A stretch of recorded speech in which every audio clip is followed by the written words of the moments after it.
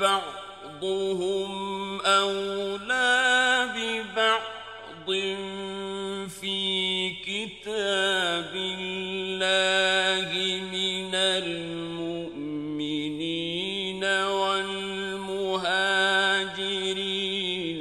إلا أن تفعلوا إلى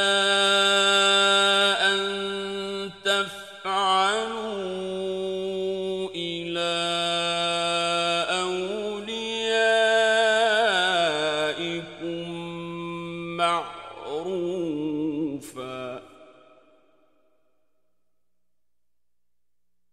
كان ذلك في الكتاب مسطورا। पैगंबर मोमिनों पर उनकी जानों से भी ज्यादा हक रखते हैं और पैगंबर की बीवियां उनकी माएं हैं और रिश्तेदार आपस में किताबुल्लाह की रूह से मुसलमानों और मुहाजिरों से एक दूसरे के तरके के ज्यादा हकदार हैं, मगर ये कि तुम अपने दोस्तों से एहसान करना चाहो। ये हुक्म किताब यानी कुरान में लिख दिया गया है।